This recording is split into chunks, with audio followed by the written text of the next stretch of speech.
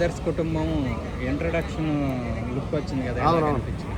వెంకటేష్ గారిది ఆదర్శ కుటుంబం అనే సినిమా ఒక ఇంట్రడక్షన్ క్లిప్ అయితే వచ్చింది, చాలా బాగుంది. చూద్దాం ఈ సినిమా అయినా ఒక పెద్ద హిట్ అవుతుంది లేదు. డైరెక్టర్ త్రివిక్రమ్ గారికి ఇంతవరకు సినిమాలు చాలా లాంగ్ అనమాట, హిట్లు పడ్డ సినిమాలు. డైరెక్టర్ త్రివిక్రమ్ గారికి అత్తారింటి దారేది సినిమా తర్వాత హిట్లే లేవు ఇంకెక్కడ, చాలా కష్టం కూడా హిట్లు. అంటే అతను సినిమా తీయడం రావట్లేదు అన్నారు చాలామంది.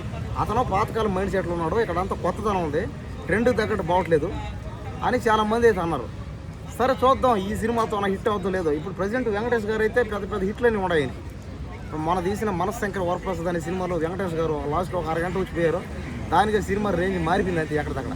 ఆయన ఇంట్రడక్షన్ కానీ, ఆయన డైలాగులు కానీ, ఆ డ్యాన్సులు కానీ, కామెడీ కానీ, కామెడీ టైమింగ్ అయితే 100% సెట్ అయిపోయింది అన్నమాట బాగా. కాబట్టి ఈ సినిమాతో కూడా ఏమో చూద్దాం, ఏమో చెప్పలేదు. త్రివిక్రమ్ గారు ఏమంటే గతంలో నువ్వు నాకు నచ్చావు సినిమాకి రైటర్గా చేశారు ఆయన. ఆ తర్వాత వెంకటేష్ గారితో పలు సినిమాలు ఏమేమో చేశారు, నాకైతే తెలియదు ఇంకేవి.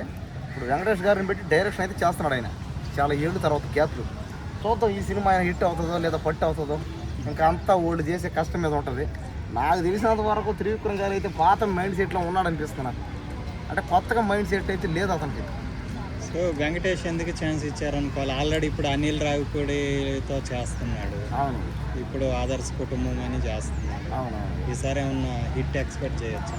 అదే చూద్దాం ఏమవుతుందో, ఇంకా చెప్పలేం కదా. ఇప్పుడు బ్లాక్ బస్టర్ అయిపోద్ది, బొమ్మ లేచిపోద్ది, వేసేస్తే కొడితే మందే అన్నాం అనుకోండి ఆడ ఇంకోటి అవుతుంటుంది. కానీ ఏదైనా సరే ప్రయత్నం చేసే వాళ్ళని మనం ఎంకరేజ్మెంట్ చేయాలి. కాబట్టి వాళ్ళకి ఆల్ ద బెస్ట్, తీయండి, సినిమా బాగా ఆడాలని నేను మనస్ఫూర్తిగా కోరుకున్నది. కానీ త్రివిక్రమ్ గారిది అయితే కాస్త పాత మైండ్ సెట్లో ఉన్నాడు, కానీ వెంకటేష్ గారు అయితే కొత్తగా ఉన్నట్టున్నాడు. అది